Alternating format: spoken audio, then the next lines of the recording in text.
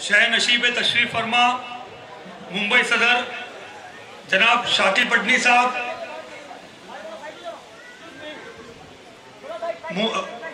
MIM के जिम्मेदारान, मेरे बुजुर्ग, मेरे दोस्त, मेरे भाई और मेरे पर्दा नशी माँ बहनें, अस्सलाम वालेकुम रहमतुल्लाह व बरकातुहू। मजलिस इत्तेहादुल मुस्लिमीन ये जमात 1948 से इसने अपनी शुरुआत की, जब आजादी के कुछ वक्त बाद मुसलमानों को कत्लेआम किया गया। करीब 1.5 लाख मुसलमानों का कत्लेआम किया गया। बताया जाता है कि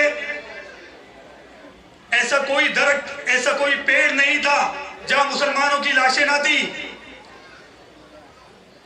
हमारी बहनों की, हमारी माओं की अस्मतें लूटी गई, घर से निकाल निकाल के मारा गया।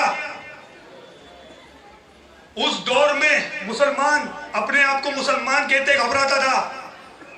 उस वक्त अगर किसी ने हिम्मत की तो मौलाना वाहिद ओवैसी साहब, जिन्होंने पहली दफा अपनी कौम और मिल्लत के लिए आवाज उठाई,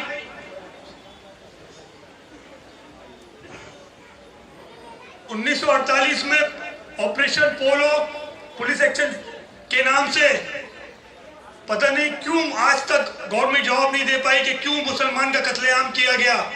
हर दरख्त, हर पेड़ पे जब मुसलमान की लाशें थी, अब यही सबक नहीं क्यों मारा जाता है, क्यों मारा गया।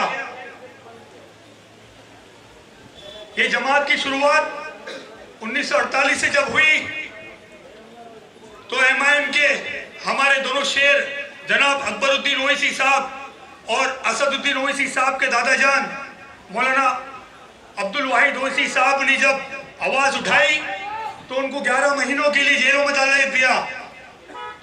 बिना किसी कसूर के उनको टॉर्चर किया गया और ये कहा गया आप ये जमात का परचम लहराना छोड़ दे।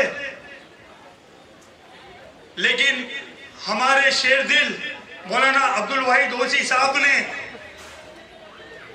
जेल में रहना गवारा किया, लेकिन अपनी कौम और मिल्लत के लिए आवाज उठाने में पीछे ना हटे। वो एक वक्त आया कि मुसलमानों की मजलिस इत्तेहादुल मुस्लिमीन आवाज बन गई।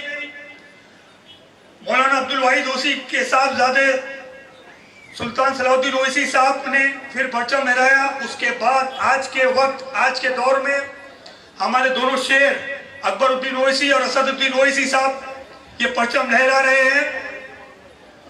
और स्टेज पे तो हर कोई बोल लेता है। अगर हमारी कौम के लिए, मुसलमानों के लिए, दलित के लिए, माइनॉरिटी के लिए अगर कोई पार्लियामेंट में और असेंबली में अगर कोई आवाज उठाता है तो वो है सिर्फ मजलिस इत्तेहादुल मुस्लिमीन और उसके दो शेर असदुद्दीन ओवैसी साहब और अकबरुद्दीन ओवैसी साहब।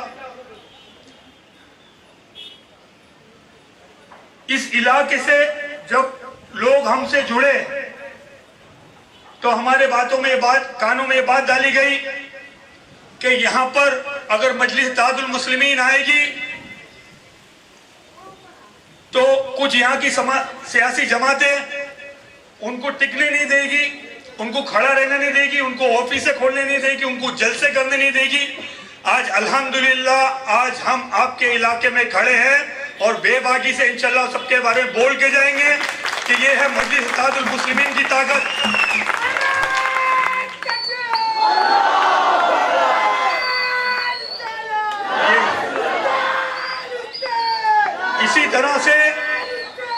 इसी तरह से जब मुंबई में मजलिस इत्तेहादुल मुस्लिमीन का हम लोगों ने परचम लहराया था, जब पहला बैनर अकबरुद्दीन ओवैसी साहब और असदुद्दीन ओवैसी साहब का हमने भिंडी बाजार में लगाने की कोशिश की तो हमें चंद पुलिस वालों ने रोका कि आप किसका बैनर लगा रहे हैं, किसकी इजाजत से लगा रहे।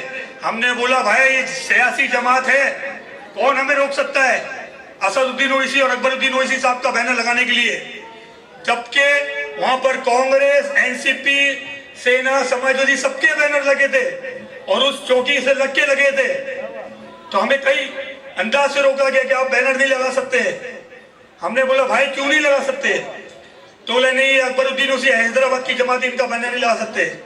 लेकिन अल्हम्दुलिल्लाह मजलिस इत्तेहादुल मुस्लिमीन की ताकत, हमने वो बैनर फिर वो कॉर्नर पे नहीं लगाया, उसी पुलिस चौकी के ऊपर पहली दफा में लगाया अल्हम्दुलिल्लाह। ये सिर्फ आपको डरा सकते हैं, रुका नहीं सकते, आपकी ताकत नहीं छीन सकते ये लोग। आज हमें आपके इलाकों से कई लोग आए कि यहाँ पर एयरपोर्ट की जमीनें, वहां पर हमारे भाई रहते हैं, उन पे कुछ सियासी जमातें कब्जा करना चाहती है और वहां पर कुछ प्रॉपर्टीज बनाना चाहती है। हम अल्हम्दुलिल्लाह मजलिस इत्तेहादुल मुस्लिमीन उसमें इंटरफियर करी और उसके लिए इंशाल्लाह लड़ रही है और लड़ेगी, और किसके बाप में ताकत है वो बना के दिखाए हमारे भाई की जमीन के लिए। कुछ लोग इस जमात को आने से पहले खास तौर से कुछ सियासी जमातें हैं तोहमतें लगाना शुरू कर देती है, ये जमात फलानी जमात से मिलके आई है, ये वोट तोड़ने आई है, ये इसको जिताने आई है, ये इसको हराने आई है। अल्लाह का शुक्र है हमारी जमात किसी की मोहताज नहीं, हम आपके भाई हैं और हमें आप लोगों की जरूरत है, हमें किसी सियासी ताकत की जरूरत नहीं है अल्हम्दुलिल्लाह। और हमें जो एजेंट बोलने वाले, कोई बोलता है कि बीजेपी के एजेंट वोट तोड़ना है, कोई बोलता है फलानी पार्टी के एजेंट, कोई इस पार्टी के एजेंट, ये शेरों की जमात है, किसी कुत्ते से हाथ नहीं मिलाती है अल्हम्दुलिल्लाह। अभी फिलहाल आपके मनसे के लीडर राज ठाकरे साहब ने कुछ दिन पहले कुछ अल्फाज बोले हमारे सदर के खिलाफ, बदअखलाकी की। हमें इजाजत नहीं है ऐसे जवाब देने की। हम गलत अल्फाज नहीं इस्तेमाल करते कि भिंडी बाजार और 15 इस जगह के हमको मुसलमानों की जरूरत नहीं है।